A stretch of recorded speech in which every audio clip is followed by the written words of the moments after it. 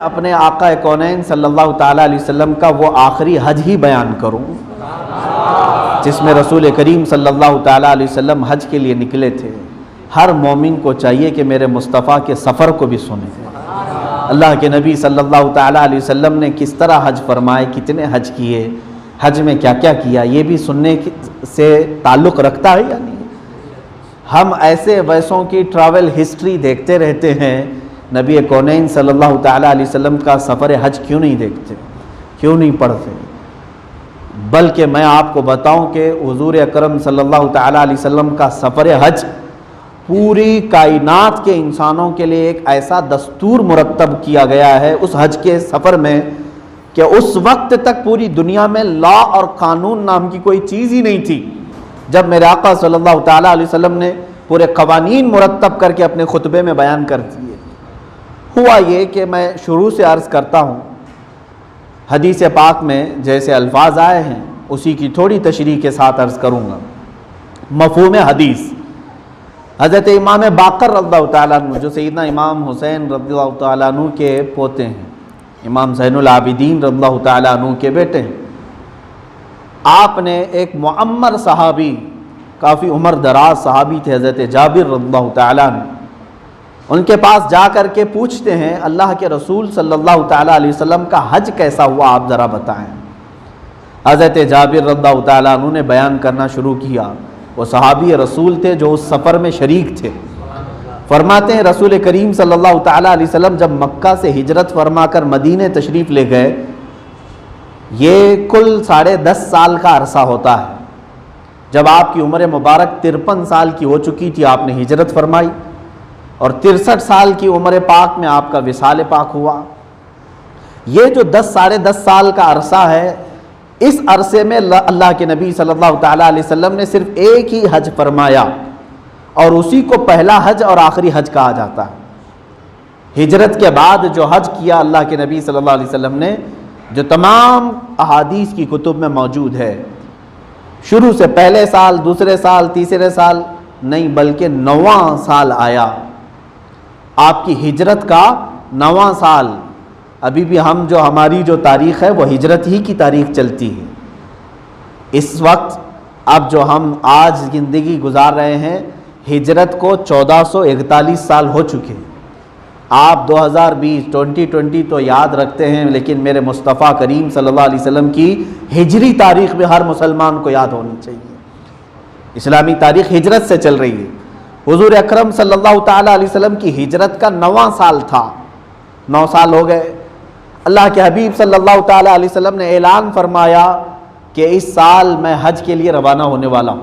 یہ بات ایسی پھیلی، پورے عرب میں پھیل گئی، جہاں جہاں صحابہ تھے سب کے سب کوچ کر کے مدینے میں جمع ہو گئے، سارے آ گئے، کیونکہ میرے مصطفیٰ کریم صلی اللہ علیہ وسلم کے وہ ہم رکاب ہونا چاہتے تھے، ہم سفر ہونا چاہتے تھے۔ اور صحابہ کی ہمیشہ سے عادت رہی ہے کہ حضور اکرم صلی اللہ علیہ وسلم کا کوئی بھی سفر وہ چھوڑتے نہیں تھے، سفر میں میرے آقا صلی اللہ علیہ وسلم کے ساتھ وہ شرف ضرور حاصل کرتے۔ تو سب جمع ہونا شروع ہوئے، تو جانتے ہیں مدینہ طیبہ میں صحابہ کی تعداد اس وقت جو سب جمع ہوئے، صرف ایک مہینے کے اندر وہ 1,14,000 لوگ جمع ہوئے، اور بیہقی اور دیگر روایات میں ہے 1,48,000، ایک روایت میں 1,24,000، مختلف ہے، لیکن 1,00,000 سے زیادہ صحابہ حضور کے ساتھ جمع ہوئے۔ ذی القعدہ کا آخری عشرہ تھا، یہ ذی الحجہ کا مہینہ ہے، اس سے پہلے جو مہینہ گزرا وہ ذی القعدہ ہے۔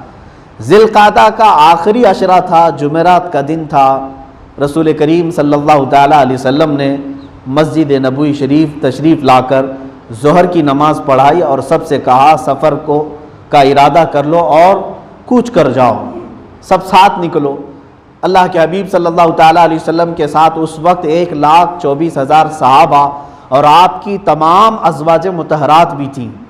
حضور صلی اللہ تعالیٰ علیہ وسلم کی تمام زوجات جتنی امہات المومنین وہ ساتھ تھیں، سیدہ کائنات فاطمہ الزہرا رضی اللہ تعالیٰ عنہا بھی ساتھ تھیں۔ حضور اکرم صلی اللہ تعالیٰ علیہ وسلم نے چند جانور بھی اپنے ساتھ لیے ذبح کرنے کے لیے، اور یہ قافلہ نکلا مدینہ طیبہ سے۔ مدینے والوں کے لیے جو میقات ہے اس کو ذوالحلیفہ کہتے ہیں، وہاں تک میرے آقا صلی اللہ تعالیٰ علیہ وسلم تشریف لائے، اور آج کے زمانے میں مدینہ طیبہ سے باہر مسجد بنی ہے، ایک مسجد ابیار علی، جہاں پر میقات مدینہ طیبہ کی شروع ہوتی ہے اور حرم کی بھی، حرم مدینہ کی باؤنڈری بھی وہاں سے شروع ہوتی ہے۔ وہاں رسول کریم صلی اللہ تعالیٰ علیہ وسلم تشریف لائے، آپ کی اونٹنی آپ کے ساتھ تھی، قصوہ جس پر آپ سوار تھے، اس جگہ پر تشریف لا کر میرے آقا صلی اللہ تعالیٰ علیہ وسلم نے غسل فرمایا اور نمازیں ادا کی۔ مقام بیدا ایک اونچی پہاڑی ہے، وہاں پر تشریف لائے اور سارے صحابہ کو کہا کہ بلند آواز سے کہو لبیک اللہم لبیک لبیک لا شریک لک لبیک ان الحمد والنعمت لک والملک لا شریک لک۔ اللہ کے حبیب صلی اللہ علیہ وسلم نے فرمایا جتنی بلند آواز سے تم پکارو گے، جو تمہارے آس پاس درخت پتھر پہاڑ موجود ہیں، قیامت کے دن یہ تمہارے لبیک کی گواہی دیا کریں گے۔ صحابہ اکرام رضوان اللہ تعالیٰ علیہ مجمعین نے بھی لبیک پکارا۔ حضرت جابر فرماتے ہیں میں نے دیکھا پہاڑی کے اوپر سے، تو میں نے دیکھا کہ جہاں تک میری نظر جا رہی ہے سب صحابہ اکرام کے سروں کا سمندر نظر آ رہا ہے، سب احرام میں ملبوس ہو چکے تھے۔ اللہ کے نبی صلی اللہ تعالیٰ علیہ وسلم کو احرام کس نے پہنایا؟ ام المومنین سیدہ عائشہ صدیقہ رضی اللہ تعالیٰ عنہا۔ حضرت عائشہ فرماتی ہیں کہ میں نے عطر حضور اکرم صلی اللہ علیہ وسلم کے جسم مبارک پر مل دیا، اور اس کے بعد احرام کے 2 کپڑے میرے آقا صلی اللہ علیہ وسلم نے بغیر سلے ہوئے سفید رنگ کے اور بغیر کسی رنگے ہوئے، اور حضور اکرم صلی اللہ علیہ وسلم نے ایک تہبند پہنی اور ایک اوپر سے چادر جس کو ہوتا ہے، چادر جس کو کہتے ہیں، یہ ڈال لی، اور تلبیہ پڑھتے ہوئے یہ قافلہ نکل پڑا۔ وہ کیا سما ہوگا جب مصطفیٰ کریم صلی اللہ تعالیٰ علیہ وسلم اپنی قصبہ پر موجود ہیں، اور اس میں سے ہزاروں پیدل بھی تھے، ہزاروں سوار بھی تھے، اور سب اس قافلے میں چل رہے تھے۔ حضرت جابر فرماتے ہیں چاہے ہم قافلے سے جتنی بھی دور جاتے، نظر اس قافلے پر پڑتے تو پہلی نظر میرے آقا پر ہی ہوتی تھی۔ اللہ کے نبی صلی اللہ علیہ وسلم پورے قافلے میں اس طرح نظر آ رہے تھے کہ کسی صحابی کو حضور کو ڈھونڈنے کی ضرورت نہیں پیش آتی تھی۔ وہ جس طرف سے بھی اپنی نگاہیں اٹھاتا تھا ایسے ہی لگتا جیسے رات کے وقت ہم چل رہے ہوں تو چاند کو ڈھونڈنے کی ضرورت نہیں پیش آتی۔ جہاں آپ کھڑے ہیں آسمان پر نظر اٹھائی تو چاند سامنے نظر آیا۔ صحابی کہتے ہیں ہم نے جہاں پر سے بھی نظر اٹھائی ہمیں ایسا لگتا تھا یہ آفتاب رسالت مہتاب نبوت ہمارے سامنے موجود ہے۔ اور اس چاند کی کرنوں کے سائے میں یہ صحابہ چلتے رہے۔ یہ سفر حضور اکرم صلی اللہ تعالیٰ علیہ وسلم کا مدینہ طیبہ سے مکہ مکرمہ تک کا یہ تقریباً 9 دن کا سفر بتایا گیا ہے، اور ذی الحجہ کا مہینہ شروع ہو چکا تھا۔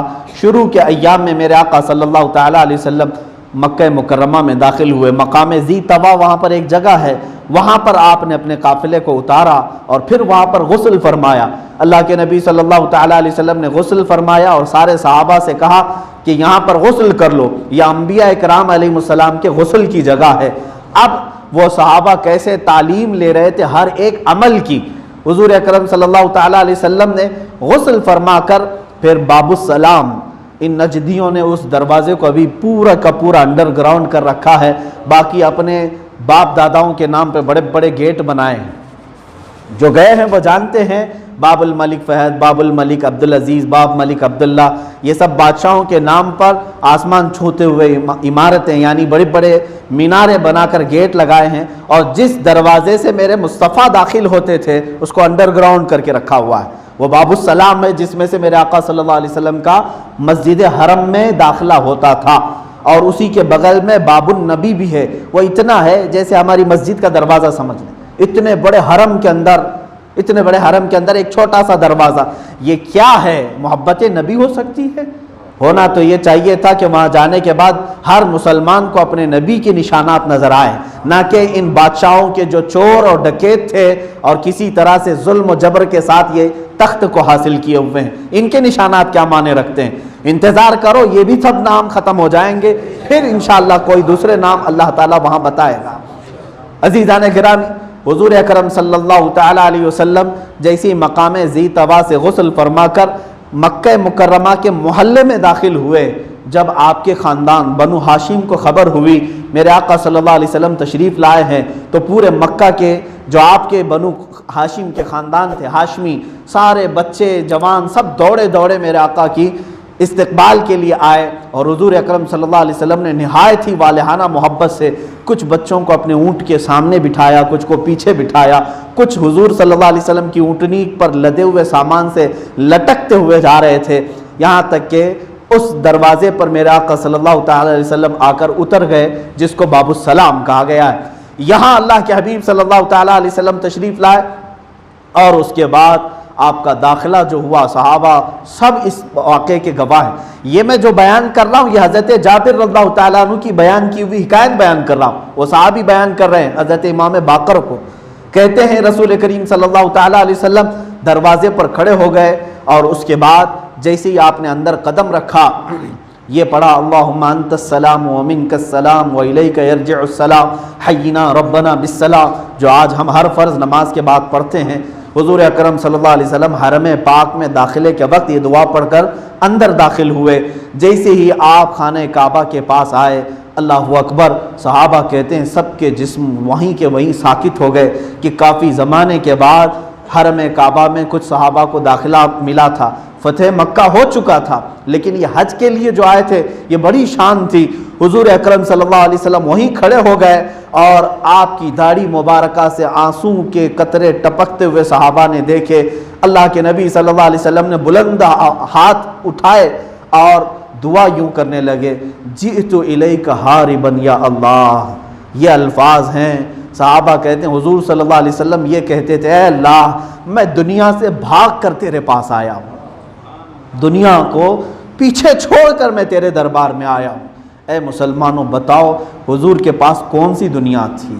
وہی جو چٹائی چھال کھجوروں کے چھال سے بھری ہوئی، اور وہی تکیے اور چند مشکیزیں، مٹی کی ہانڈیاں، اس کے علاوہ میرے آقا صلی اللہ علیہ وسلم کے پاس کون سی دنیا تھی؟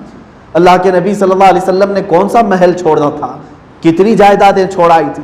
مختصر سی دنیا تھی، اس کے باوجود بھی میرے آقا فرما رہے ہیں، عرض کر رہے ہیں اللہ کی بارگاہ میں، مولا میں پوری دنیا چھوڑ کر تیرے دربار میں آیا ہوں، میں ہاربن کہتے ہیں بھاگ کر کے آیا ہوں۔ جب بندہ کسی چیز میں امن لینے کے لیے بھاگ کر آتا ہے، اور رسول کریم صلی اللہ تعالیٰ علیہ وسلم یوں عرض کرتے مولا کی بارگاہ میں، اے مولا دوبارہ اس چیز میں ہمیں نہ داخل فرما۔ اب حرم پاک میں جب داخل ہوئے تو یہ زوال کا وقت تھا، یعنی ظہر کے وقت کے قریب کا۔ حضور اکرم صلی اللہ تعالیٰ علیہ وسلم تشریف لائے، اور جب ظہر کا وقت ہوا آپ نے پہلی نماز وہاں پر ادا کی، اور اس کے بعد اللہ کے نبی صلی اللہ تعالیٰ علیہ وسلم نے خانہ کعبہ کے کنارے حجر اسود جو لگا ہوا ہے اس کو جا کر کے آپ نے بوسہ دیا، اور اس کے بعد اپنا طواف شروع کیا، اور سارے صحابہ حضور صلی اللہ علیہ وسلم کے ساتھ طواف میں تھے۔ 7 چکر خانہ کعبہ کے طواف کے ہو گئے۔ میں سمجھتا ہوں اس وقت کعبہ بھی رشک کر رہا ہوگا کہ بت خانے سے اور صنم خانے سے جس نے مجھے آزاد کرایا، وہ اللہ کے حبیب صلی اللہ علیہ وسلم آج 1 لاکھ سے زیادہ اپنے پروانوں کے ساتھ خانہ کعبہ کا طواف کر رہے ہیں۔ جب یہ طواف مکمل ہوا تو پھر حجر اسود کے استلام کے بعد اللہ کے نبی صلی اللہ علیہ وسلم مقام ابراہیم کے پاس آئے، اور یہ آیت پڑھی وَاتَّخِذُوا مِن مَّقَامِ إِبْرَاهِيمَ مُصَلًّى، اور اس کے بعد سارے صحابہ سے کہا یہاں 2 رکعت نماز ادا کرو۔ وہ مقام ابراہیم آج بھی موجود ہے، جس پتھر پر میرے آقا رسول کریم صلی اللہ علیہ وسلم کے جد امجد حضرت ابراہیم علیہ السلام نے خانہ کعبہ کی تعمیر کی تھی، جس پتھر پر کھڑے ہو کر، وہ پتھر آج بھی رکھا گیا ہے۔ اس کے پاس 2 رکعت نماز پڑھنے کا حکم دیا ہے، قرآن کا حکم ہے۔ حضور اکرم صلی اللہ علیہ وسلم نے نماز ادا کی، صحابہ فرماتے ہم نے آیتیں بھی دیکھی، حضور نے پہلی رکعت میں قل یا ایھا الکافرون پڑھا، دوسری رکعت میں قل ھو اللہ احد کا سورہ پڑھا، اور اس کے بعد حضور اکرم صلی اللہ علیہ وسلم دعا میں مشغول ہو گئے۔ عزیزان گرامی وقار، یہ وہ پتھر ہے جس کے پاس 2 رکعت نماز پڑھنے کا حکم دیا ہے۔ کس نے دیا ہے؟ اللہ رب العزت نے۔ پتھر کے پاس، یہاں تو جھگڑے اولیاء کرام کے مزارات کے پاس ہیں، وہ تو پتھر ہے جس پر نبی کھڑے ہوئے تھے۔ نبی جس پتھر پر کھڑے ہوں وہاں قرآن کہہ رہا ہے تو 2 رکعت نماز پڑھ تیری نماز قبول ہے۔ جہاں پورے نبی دفن ہیں وہاں دعا بھی قبول نہیں ہوتی؟ کیسا عقیدہ ہے عزیزان گرامی وقار۔ یہاں پر مفسرین نے فرمایا ہے اس پتھر کے پاس جو نماز پڑھنے کا حکم ہے کیا اس وجہ سے ہے کہ اس پر کھڑے ہو کر کے آپ نے خانہ کعبہ کی تعمیر کی تھی؟ بعض مفسرین نے کہا نہیں، ایک وجہ یہ بھی ہے کہ اس پتھر پر کھڑے ہو کر ابراہیم علیہ السلام نے دعا مانگی تھی، اے اللہ میری نسل میں ایک نبی پیدا فرما، ایک ایسا نبی پیدا فرما جو تیری آیتوں کی تلاوت کرے اور لوگوں کے دلوں کو صاف ستھرا کرے۔ اور حضرت ابراہیم علیہ السلام کی دعا قبول ہوئی تھی، اور آپ کی نسل میں جو نبی مکہ میں آئے وہ محمد صلی اللہ علیہ وسلم تھے، تو اس پتھر پر کھڑے ہو کر کے نبی کو مانگا گیا تھا۔ اس وجہ سے مفسرین فرماتے ہیں وہ جگہ مستجاب ہے۔ عزیزان گرامی، رسول کریم صلی اللہ تعالیٰ علیہ وسلم، میں سفر کو جلد بیان کروں، مجھے اور کچھ عرض بھی کرنا ہے۔ اللہ کے حبیب صلی اللہ تعالیٰ علیہ وسلم نے نماز ادا کی، اس کے بعد صحابہ فرماتے ہیں، حضرت جابر فرماتے ہیں، حضور صلی اللہ تعالیٰ علیہ وسلم صفا پہاڑی کی طرف تشریف لے آئے اور پہاڑی کے بلند حصے تک آئے، اوپر تک، جہاں سے خانہ کعبہ صاف ہمیں نظر آ رہا تھا۔ حضور اکرم صلی اللہ تعالیٰ علیہ وسلم نے دونوں ہاتھ اٹھائے اتنی بلند کہ حضور اکرم صلی اللہ تعالیٰ علیہ وسلم کے سینے مبارک یا ہاتھوں کے نیچے کی سفیدی نظر آنے لگی۔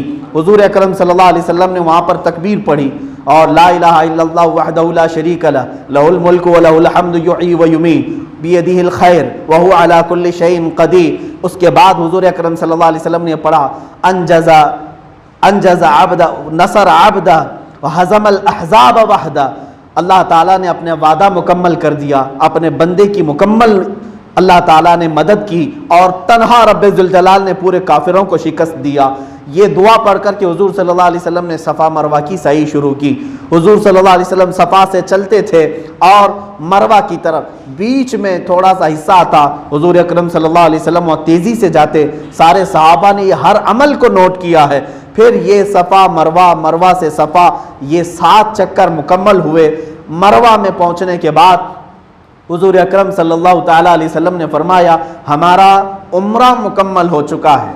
یہ کیا تھا؟ عمرہ تھا۔ اب یہاں پر حضور اکرم صلی اللہ علیہ وسلم نے ایک تعلیم ارشاد فرمائی کہ اگر میں اپنے ساتھ جانور نہیں لے آتا مدینے سے تو میں اپنا احرام کھول دیتا اور اپنے بال حلق کر لیتا، لیکن میں جانور مدینے سے ساتھ لے کر کے آیا ہوں تو میں عمرہ بھی کروں گا اور حج بھی اسی احرام میں کروں گا۔ اس کو کہتے ہیں حج قران۔ یہ رسول کریم صلی اللہ علیہ وسلم نے جو فرمایا، ایک ہی احرام میں عمرہ بھی اور حج بھی۔ لیکن دوسرے صحابہ اس وقت پوچھنے لگے ہم تو جانور نہیں لے آئے۔ حضور صلی اللہ علیہ وسلم نے فرمایا تمہارے لیے اجازت ہے کہ تمہارا عمرہ مکمل ہو چکا ہے، تم اپنے احرام اتار دو اور اپنے بال منڈا لو، تمہارا عمرہ ہو گیا۔ پھر جب حج کے دن آ جائیں گے تب پھر دوبارہ حج کا احرام الگ سے پہن لینا، حج کا احرام الگ سے پہن لینا۔ اس کو کہتے ہیں حج تمتع، جو یہاں سے سارے ہندوستانی حاجی اکثر وہی حج تمتع کرتے ہیں، یہاں سے عمرہ کی نیت کر کے جاتے ہیں، عمرہ ہونے کے بعد احرام کھول دیا جاتا ہے اور پھر حج کے دنوں میں دوبارہ احرام پہنتے ہیں۔ لیکن رسول کریم صلی اللہ تعالیٰ علیہ وسلم نے احرام نہیں اتارا، کیونکہ حضور صلی اللہ تعالیٰ علیہ وسلم مدینہ طیبہ سے ہی عمرہ اور حج دونوں کی نیت فرما چکے تھے۔ اب یہ ہونے کے بعد حضرت علی کرم اللہ وجہہ الکریم اس وقت وہاں پر موجود نہیں تھے، آپ کو اور جانور لانے کے لیے فرمایا گیا تھا۔ 100 کے قریب آپ اونٹ ساتھ میں لے کر کے آئے حضور اکرم صلی اللہ علیہ وسلم کے پاس۔ جب حضرت سیدہ کائنات فاطمہ الزہرا رضی اللہ تعالیٰ عنہا اپنا احرام اتار چکی تھیں، ان کا عمرہ ہو چکا تھا اور وہ یعنی الگ خوشبو بھی لگا چکی تھی، سرما لگا چکی تھی، حضرت علی اس وقت بعد میں تشریف لائے۔ یہ حضرت جابر فرماتے ہیں انہوں نے دیکھ کر کے برہمی کا اظہار کیا، فاطمہ ایام حج ہیں، ایام حج کے دوران تم نے یہ کیسے کیا احرام کی حالت میں؟ اس وقت تک یہ مسائل نہیں تھے۔ عرب کیا سمجھتے تھے؟ حج کے دنوں میں عمرہ کرنا حرام سمجھتے تھے، حج کے دنوں میں عمرہ کو وہ جائز نہیں سمجھتے تھے۔ یہ پہلی مرتبہ میرے آقا صلی اللہ علیہ وسلم نے مسئلہ بتایا۔ حضرت فاطمہ نے کہا حضرت علی سے، اے میرے سرتاج، رسول کریم صلی اللہ علیہ وسلم کے حکم پر میں نے احرام اتارا ہے، حج تمتع۔ حضرت علی رضی اللہ تعالیٰ عنہ اسی احرام کے ساتھ عمرہ مکمل کیے اور آئے حضور صلی اللہ علیہ وسلم کے پاس پوچھنے کے لیے کیا آپ نے ایسا فرمایا کہ عمرہ کر کے احرام کھول دیا جائے پھر حج کے دنوں میں دوبارہ احرام پہنے؟ حضور صلی اللہ علیہ وسلم نے فرمایا ہاں میں نے ایسا کہا ہے۔ حضرت علی سے پوچھا کہ اے علی، تم مدینے سے چلے تھے تو کیا نیت کیے تھے؟ تمہاری نیت کیا تھی؟ اب ظاہر سی بات ہے وہ حج تمتع کریں گے یا حج قران؟ اب حضرت علی کرم اللہ وجہہ الکریم کی بات دیکھیں، ادب کی بات۔ حضرت علی نے وہاں سے مدینے سے کیا نیت کی تھی؟ وہ پیچھے پیچھے چل رہے تھے. حضرت علی نے کہا یا رسول اللہ صلی اللہ علیہ وسلم جب میں نے مدینے سے نکلنے کے بعد احرام پہنا تو نہ میں نے حج کی نیت کی نہ میں نے عمرہ کی نیت کی. یہ کیسے؟ حج کی بھی نیت نہیں عمرہ کی بھی نیت نہیں. کہا کیا نیت کی؟ حضرت علی کہتے ہیں میں نے احرام باندھ کر کے یہ کہا اے اللہ تیرے رسول نے جو نیت کی وہ میری نیت ہے. میں نے یہ نیت کی ہے تیرے رسول نے جو نیت یہاں سے کی ہے مولا میری بھی وہی نیت ہے. میں نے اتنا ہی کہا ہے. حضور صلی اللہ علیہ وسلم مسکرائے اور کہا علی تم بھی میرے ساتھ حج قران میں ہو. احرام نہ اتارنا، بال نہ منڈانا. عمرہ مکمل کرنے کے بعد حضرت علی کرم اللہ وجہہ الکریم بھی حضور صلی اللہ علیہ وسلم کے ساتھ حج قران میں شامل تھے. چند صحابہ حج قران میں تھے، چند صحابہ حج تمتع میں تھے. یہ دن گزرے یہاں تک کہ 8ویں ذی الحجہ آئی. 8ویں ذی الحجہ جو کل گزر چکی. حضور اکرم صلی اللہ تعالیٰ علیہ وسلم پھر مسجد حرم شریف میں تشریف لائے. وہاں پر ایک خطبہ دیا اور وہاں سے سارے صحابہ کو لے کر حضور صلی اللہ تعالیٰ علیہ وسلم مینا کی طرف روانہ ہو گئے. مینا میں جب پہنچے حضور صلی اللہ علیہ وسلم ظہر کا وقت تھا. وہاں پر مسجد خیف آج جہاں بنی ہے حضور اکرم صلی اللہ علیہ وسلم نے وہاں قیام فرمایا. اس مسجد کے متعلق فرمایا گیا کہ اس میں 70 سے زیادہ انبیاء اکرام کی قبریں موجود ہیں. حضرت آدم علیہ السلام بھی وہیں مدفون ہیں. یہ اور بات ہے کہ ان کی قبریں چھپا دی گئی. اللہ کے نبی صلی اللہ تعالیٰ علیہ وسلم نے مینا میں قیام کیا. ظہر کی نماز پڑھی، عصر، مغرب، عشاء اور دوسرے دن 9ویں ذی الحجہ جو آج کا دن ہے. آج کے دن کی یہ فجر کی نماز بھی حضور اکرم صلی اللہ علیہ وسلم نے مینا میں ادا کی. اور اس کے بعد اللہ کے حبیب صلی اللہ تعالیٰ علیہ وسلم تسبیح میں مشغول رہے اور سارے صحابہ کو مینا کی تاریخ بتاتے ہوئے صحابہ سے کہا کہ اب عرفات کو نکلنے کا وقت ہے. جب سورج نکل گیا حضور صلی اللہ تعالیٰ علیہ وسلم مینا سے عرفات کی طرف روانہ ہوئے. عرفات کیا ہے؟ ایک بڑا میدان ہے، بہت بڑا میدان ہے. اور اس میدان کے متعلق میرے آقا صلی اللہ علیہ وسلم نے فرمایا قیامت تک آنے والے حاجیوں کے لیے کبھی عرفات چھوٹا ہو ہی نہیں سکتا. آج 40 لاکھ ہو رہے ہیں. اس سال نہیں، تقریباً ہر سالوں میں جو حج کے لیے آتے ہیں قریب 30 سے 40 لاکھ کے درمیان وہاں حجاج جمع ہوتے ہیں. آج جب چھوٹا نہیں ہو رہا ہے ہمارا اعتقاد یہ ہے کہ اگر 40 کروڑ بھی جمع ہو تو بھی نہیں چھوٹا ہو. اس میں برکت ہے، اس میدان میں وسعت ہے. عرفات کے میدان میں میرے آقا صلی اللہ تعالیٰ علیہ وسلم تشریف لائے. رسول کریم صلی اللہ تعالیٰ علیہ وسلم اس وقت بھی اپنی قصوہ اونٹنی پر تھے. ازواج مطہرات بھی ساتھ تھیں، صحابہ اکرام بھی ساتھ تھے. عرفات میں ایک چھوٹی سی پہاڑی ہے جس کو جبل رحمت کہا جاتا ہے. وہاں پر آ کر میرے آقا صلی اللہ تعالیٰ علیہ وسلم نے اپنا خیمہ نصب کیا اور وہاں وقوف کیا.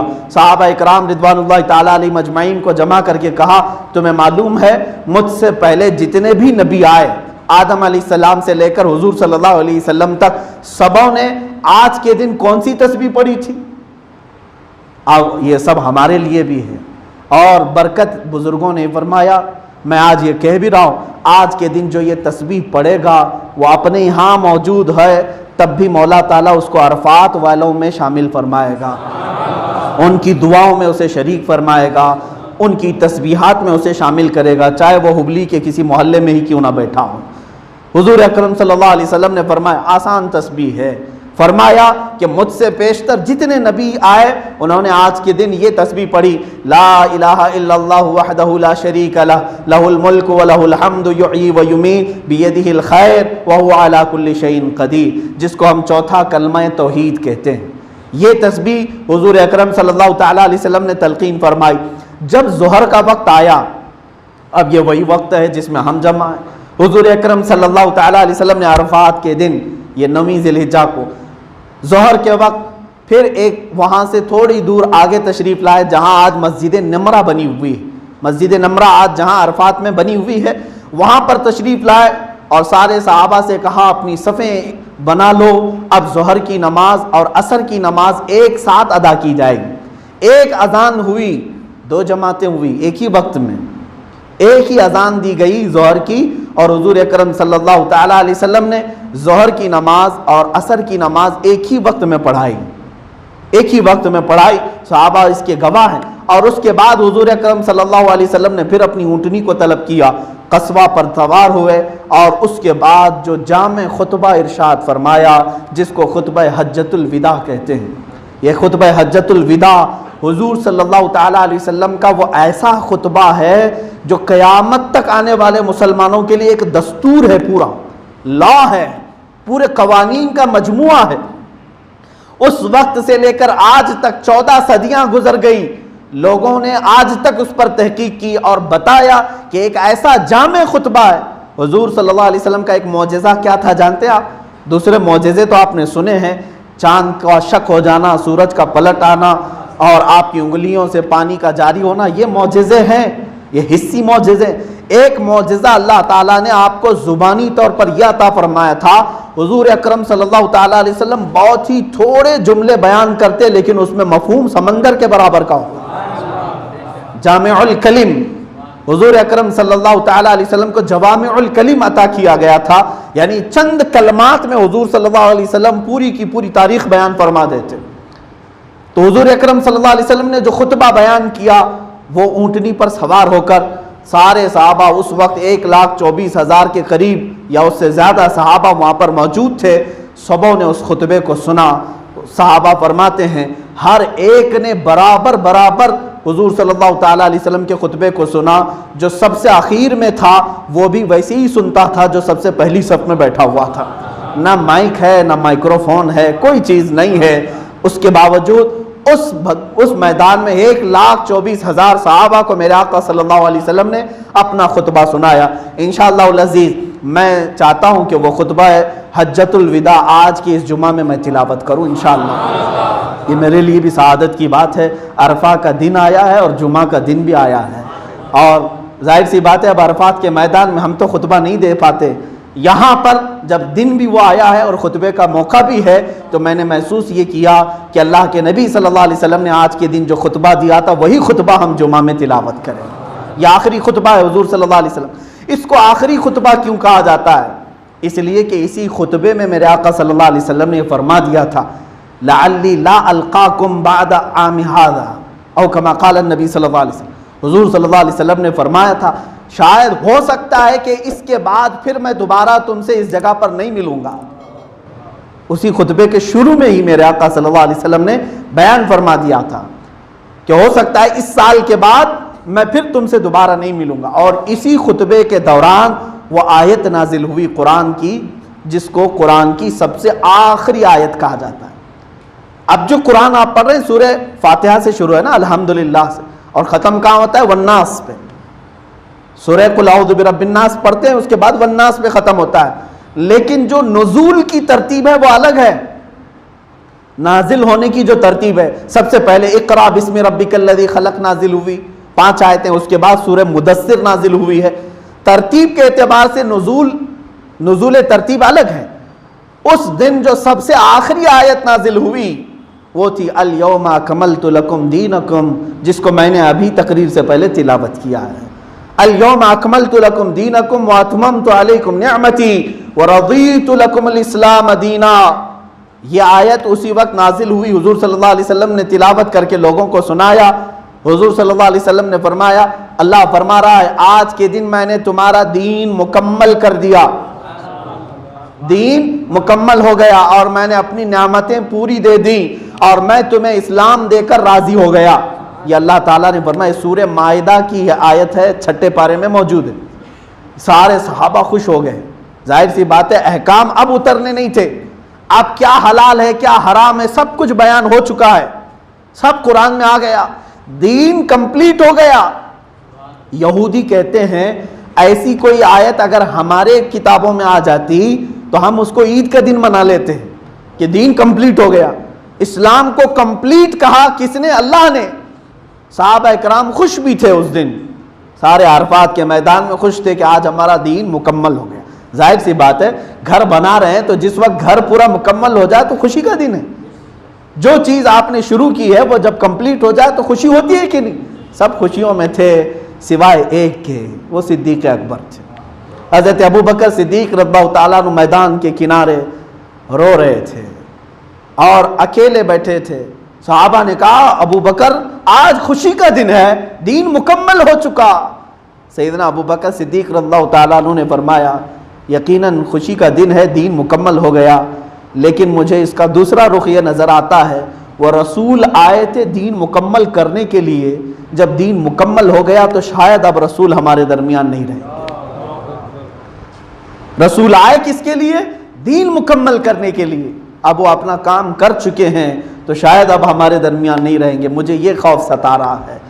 وہ صدیق اکبر، وہ یار غار رسول تھے، رسول کریم صلی اللہ تعالیٰ علیہ وسلم کے ہم سفر بھی رہے، حضر کے ساتھی، ہر جگہ کے ساتھی۔ انہوں نے حضور اکرم صلی اللہ تعالیٰ علیہ وسلم کے ان آخری دنوں کو محسوس کیا۔ اس کے بعد حضور اکرم صلی اللہ تعالیٰ علیہ وسلم نے جو خطبہ بیان فرمایا، وہ خطبہ میں اردو ترجمہ بھی آپ کو بتا دوں۔ حضور صلی اللہ تعالیٰ علیہ وسلم نے اس خطبے میں کیا کیا بیان فرمایا، غور سے سنیں، یہ ادب کی بھی بات ہے۔ اللہ کے حبیب صلی اللہ تعالیٰ علیہ وسلم نے جو آخری خطبے میں بیان فرمایا، ارشاد فرماتے ہیں،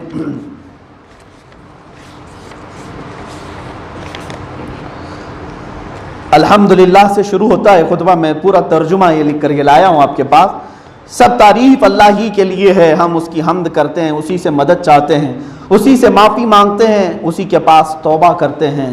ہم اللہ ہی کے ہاں اپنے نفسوں کی برائیوں اور اپنے اعمال کی خرابیوں سے پناہ مانگتے ہیں۔ جسے اللہ ہدایت دے تو پھر کوئی اسے بھٹکا نہیں سکتا، اور جسے اللہ گمراہ کر دے اس کو کوئی دوسرا ہدایت دکھا نہیں سکتا۔ یہ پورا خطبہ من وعن رسول کریم صلی اللہ علیہ وسلم کے جملے میں بیان فرما رہا ہوں۔ تصور میں لاؤ وہ عرفات کا میدان، میرے آقا اونٹنی پر سوار ہو کر یہ جملے بیان فرما رہے تھے۔ اگر ہوش والا ذی شعور مسلمان ہو تو حضور صلی اللہ علیہ وسلم کے ایک ایک جملے کو یہ سنے گا۔ میں کیوں بیان کر رہا ہوں جانتے ہیں؟ آخر میں حضور صلی اللہ علیہ وسلم نے فرمایا تھا، اے میرے صحابہ، جو تم میں سے یہاں موجود ہے وہ جو یہاں نہیں موجود ہے اس کو سنانے کی ذمہ داری لے لے، کہ جو حاضر ہے وہ غائب کو سنائے۔ انہی لوگوں میں سے میں ہوں کہ ہمارے بڑوں نے ہم تک وہ پہنچایا ہے، اور میری یہ ذمہ داری ہے کہ میں ان لوگوں کو پہنچاؤں جنہوں نے یہ حضور کا خطبہ نہیں سنا ہوگا۔ اللہ کے نبی صلی اللہ تعالیٰ علیہ وسلم خطبہ بیان فرما رہے ہیں، ارشاد فرماتے ہیں، میں شہادت دیتا ہوں کہ اللہ کے سوا کوئی معبود نہیں، وہ ایک ہے، اس کا کوئی شریک نہیں، اور میں شہادت دیتا ہوں کہ محمد صلی اللہ علیہ وسلم اس کے بندے اور اس کے رسول ہیں۔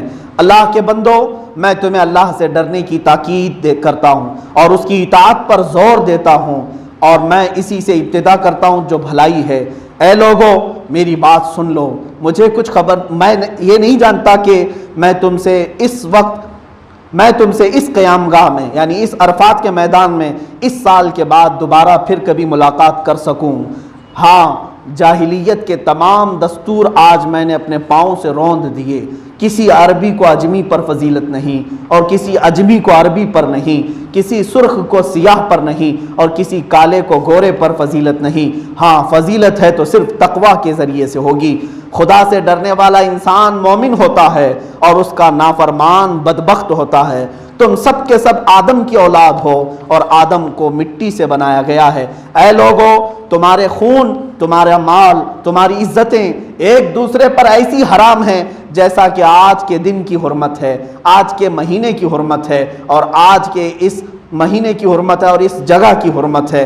دیکھو، عنقریب تمہیں خدا کے سامنے حاضر ہونا ہے، اور وہ تم سے تمہارے اعمال کے بارے میں سوال کرے گا۔ خبردار، میرے بعد گمراہ نہ بن جانا کہ ایک دوسرے کی گردنیں کاٹتے پھرو۔ جاہلیت کے قتلوں کے تمام جھگڑے میں ختم کرتا ہوں۔ پہلا خون جو باطل کیا جاتا ہے وہ ربیعہ بن حارث عبد المطلب کے بیٹے کا ہے، میں اس کو ختم کرتا ہوں۔ اگر کسی کے پاس امانت ہو تو وہ اسے اس کے مالک کو ادا کر دے، اور اگر سود ہو تو وہ ختم کر دے۔ ہاں، تمہارا سرمایہ تمہیں مل جائے گا، نہ تم ظلم کرو، نہ تم پر ظلم کیا جائے، یعنی ظلم کو برداشت بھی نہ کرو۔ اللہ نے فیصلہ کر دیا ہے کہ سود ختم کر دیا گیا، اور سب سے پہلے میں عباس بن عبد المطلب کا سود ختم کرتا ہوں۔ اے لوگو، تمہاری اس سرزمین میں شیطان اپنے پوجے جانے سے مایوس ہو گیا ہے، لیکن دیگر چھوٹے گناہوں میں اپنی اطاعت کیے جانے پر خوش ہے، اس لیے اپنا دین اس سے محفوظ رکھو، شیطان سے اپنا دین بچائے رکھو۔ اللہ کی کتاب میں مہینوں کی تعداد اسی دن سے 12 ہے جب اللہ نے زمین و آسمان کو پیدا کیا تھا۔ ان میں سے 4 حرمت والے ہیں، 3 یہ ہیں ذی القعدہ، ذی الحجہ اور محرم، یہ کنٹینیو لگاتار ہیں، اور رجب تنہا ہے۔ لوگوں اپنی بیویوں کے متعلق اللہ سے ڈرتے رہو، خدا کے نام کی ذمہ داری سے تم نے ان کو بیوی بنایا اور خدا کے کلام سے تم نے ان کا جسم اپنے لیے حلال بنایا ہے۔ تمہارا حق عورتوں پر اتنا ہے کہ وہ تمہارے بستر پر کسی غیر کو آنے نہ دیں، لیکن وہ اگر ایسا کریں تو ان کو ایسی سزا دو جو نمودار نہ ہو، اور عورتوں کا حق تم پر یہ ہے کہ تم ان کو اچھی طرح کھلاؤ، اچھی طرح پہناؤ۔ تمہارے غلام تمہارے ہیں، جو خود کھاؤ ان کو کھلاؤ، اور جو خود پہنو وہی ان کو پہناؤ۔ خدا نے وراثت میں ہر حقدار کو اس کا حق دیا ہے۔ اب کسی وارث کے لیے وصیت جائز نہیں، لڑکا اس کا وارث جس کے بستر پر پیدا ہوا۔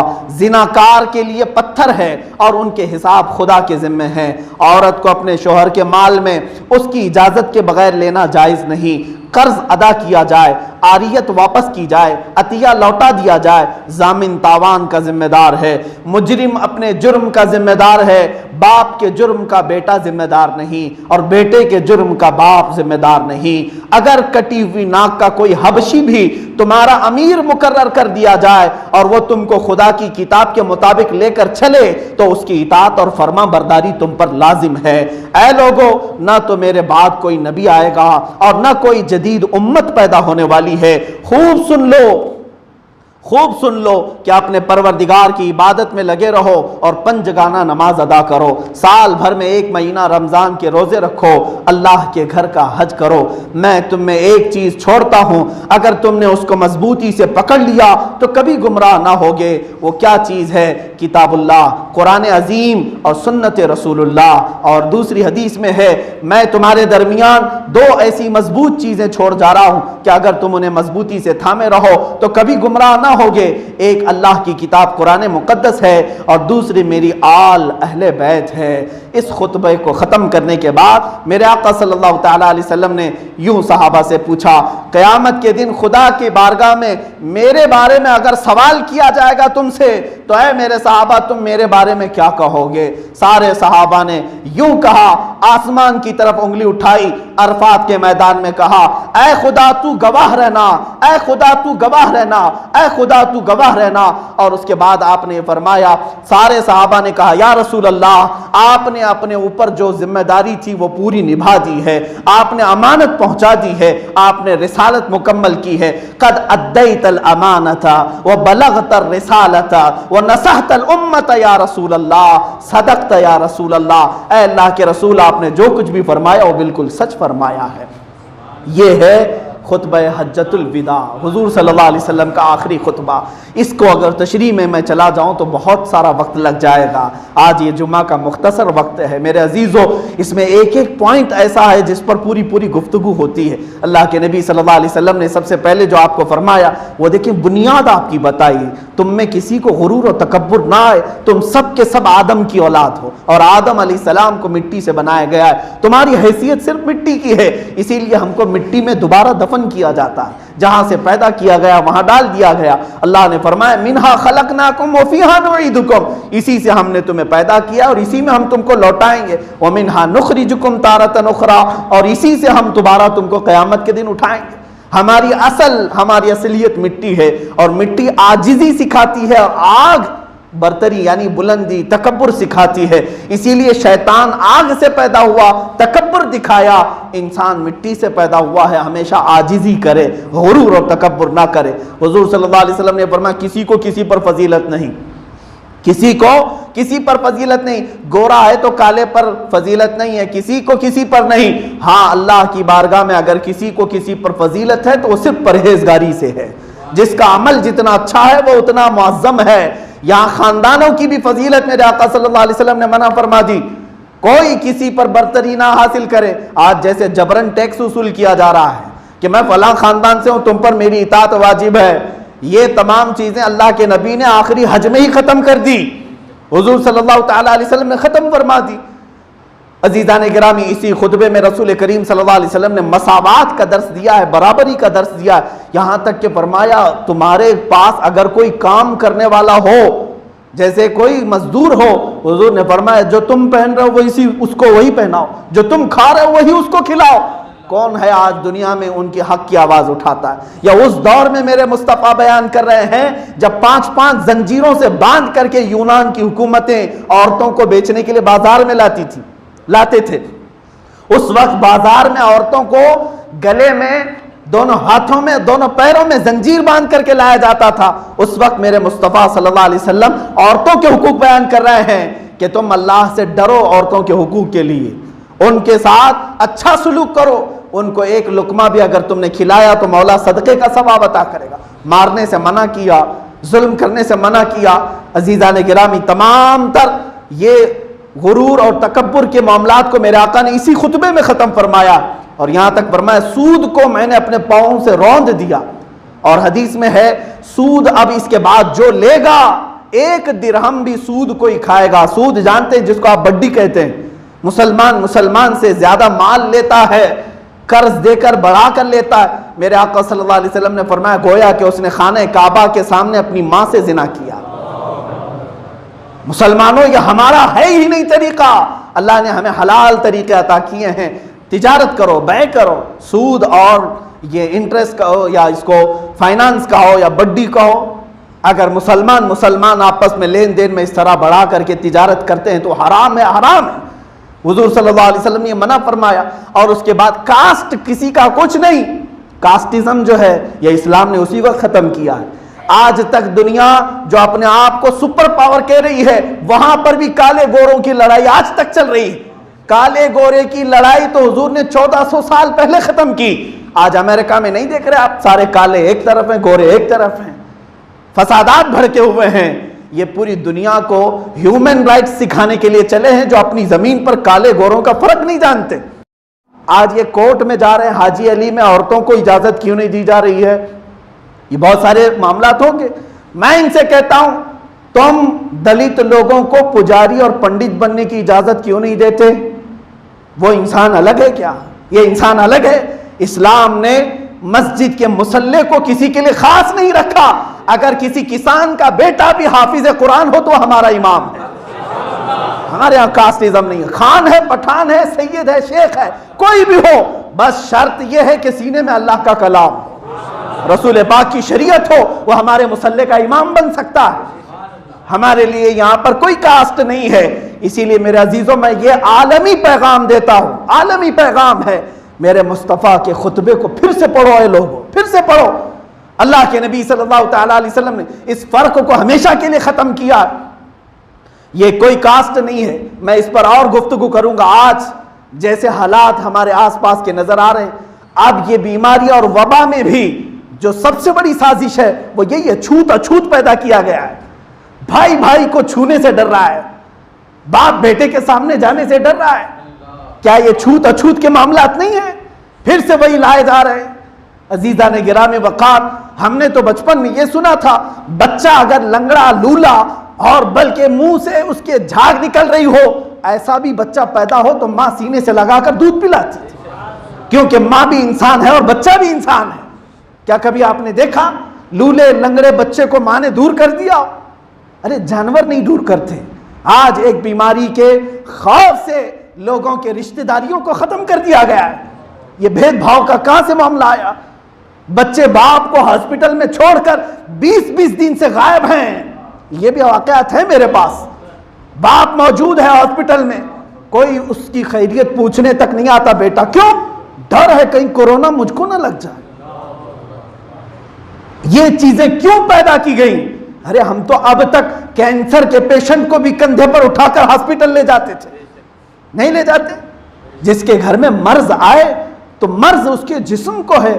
اسی لیے میرے آقا صلی اللہ علیہ وسلم کا دیا ہوا وہ عقیدہ، وہ فارمولہ رکھو تو سب کی فیملی، سب کے خاندان محفوظ ہوں گے. میرے آقا نے کیا فرمایا؟ 14 صدیوں پہلے ہی فرمایا تھا ایک کی بیماری دوسرے کو لگ ہی نہیں سکتی. جو بیماری آئے گی وہ اللہ کی طرف سے آئے گی. اب یہاں پر کچھ لوگ میری بات کا رد کریں گے. ظاہر سی بات ہے جو اس زمانے کے ماڈرن علماء ہیں وہ اسی کو تسلیم کرتے ہیں جو سائنس کہہ رہی ہے. بہرحال میں اس کی ایک نظیر بتا دوں. لوگ کہتے ہیں اب بھی آپ کہہ رہے ہیں وہ بات ایک کو دوسرے سے نہیں لگتی. اب بھی جبکہ ہم دیکھ رہے ہیں وہاں چائنا سے نکلی، وہاں گئی، یہاں گئی، اتنی نہیں پھیلی. یہ ایک کو دوسرے سے لگی تو ہے. میں اس کو مثال میں یوں بتاتا ہوں. ابھی میری بھی آواز بیٹھنے لگی یہی مائک کی وجہ سے. بہرحال یہاں پر اگر میں نے بخور جلایا, بخور کا مطلب سمجھتے ہیں نا, اودان, لوبان جلایا, اود ڈال دیا, اس کا دھواں نکلتا ہے, ہوتا ہے. سمجھ لیجئے میں نے کالی مرچیں ڈال دی, لال مرچیں اس میں ڈال دی, کوئلہ جلا کر کالی مرچی لال مرچی کی گھاٹ اٹھا دیا, ہوگا کیا؟ دھواں نکلا. دھواں نکلا تو میرے سامنے ایک بندہ بیٹھا تھا, اس نے کھانسنا شروع کر دیا. کیوں؟ یہ دھوئیں کی گھاٹ اس کے حلق میں لگی تو اس نے کھانسا, ہے نا. اب اس کے پیچھے ایک بندہ بیٹھا تھا, وہ بھی کھانسنے لگا. وہ کیوں کھانسا؟ اس کے دل میں یہ بات آ گئی, یہ سامنے والے نے کھانسا, اس کی کھانسی مجھے لگی. پھر تھوڑی دیر کے بعد تیسرا آدمی کھانسا, اس کو یہ لگا یہ دوسرے کی کھانسی مجھے بھی لگ گئی. لیکن حقیقت کیا ہے مسلمانوں, سب کو معلوم, پہلے دوسرے تیسرے تینوں کو کھانسی کس کی وجہ سے لگی؟ اسی دھوئیں سے لگی ہے جو یہاں سے چل رہا ہے. اسی دھوئیں سے سب کو لگے گی. یہ دھواں جہاں تک پھیلتا جائے گا وہاں تک کھانسی آتی جائے گی. یہی سمجھ لو اللہ تعالیٰ جب چاہتا ہے مرض بھیجتا ہے. کسی ایک علاقے میں بھیجا, اب اس علاقے سے وہ جیسے جیسے وہ دھواں پھیلتا جائے گا ان سب کو لگتی جائے گی وہ بیماری, لیکن لگے گی اللہ ہی کی مرضی سے, کسی کے کھانسنے سے نہیں, کسی کے چھونے سے نہیں. ہاں سائنس کہتی ہے اس کے بیکٹیریا, اس کے جراثیم لگتے, میں مانتا ہوں ٹھیک, جراثیم بھی اس وقت تک اثر نہیں دکھائیں گے جب مولا نہیں چاہے گا. ہمارا تو عقیدہ یہ ہے جراثیم اثر نہیں کرتے. یہ تو میں ایک چھوٹی سی بات کر رہا ہوں, کل کے دن جو 10ویں آنے والی ہے اس دن تو اتنا بڑا واقعہ ہوا کہ تیز چھری لے کر ابراہیم علیہ السلام بیٹے کی گردن پر چلا رہے ہیں, پھر بھی نہیں چلی. وجہ کیا ہے؟ اس چھری کو کاٹنے کی اللہ نے اجازت نہیں دی. اس عقیدے کے ساتھ جیو انشاءاللہ. واقعہ پورا مکمل نہیں ہوا, میں اپنی بات کو ختم کرتا ہوں. حضور صلی اللہ تعالیٰ علیہ وسلم رات کو مزدلفہ میں تشریف لے گئے. اس کے بعد حضور اکرم صلی اللہ تعالیٰ علیہ وسلم نے صبح تک قیام کیا اور اس کے بعد پھر جمرات میں آئے, اور اللہ کے نبی صلی اللہ علیہ وسلم نے پہلے شیطان کو 7 کنکریاں ماری اور ظہر کے وقت تک واپس مکہ مکرمہ میں آئے, طواف زیارت کیا. اللہ کے نبی صلی اللہ علیہ وسلم کا یہ حج مکمل ہوا. واپس پھر 2 دن حضور صلی اللہ علیہ وسلم نے مینا میں قیام کیا اور پھر واپس محرم کے دن آنے کے قریب تھے, مدینہ طیبہ میں تشریف لائے. یہی دن تھے جب میرے آقا صلی اللہ علیہ وسلم بیمار ہوئے, علالت میں آئے اور بستر پر آپ آرام فرمائے. مہینہ گزر گیا, سفر کا مہینہ آ گیا اور اس کے بعد پھر ربیع الاول کا مہینہ آیا, کچھ افاقہ ہوا, پھر آپ علیل ہوئے. پھر 12 ربیع الاول یا 13 ربیع الاول کا دن آیا, حضور اکرم صلی اللہ علیہ وسلم اس دان فانی کو کوچ کر کے اپنے رب اعلیٰ کے پاس چلے گئے.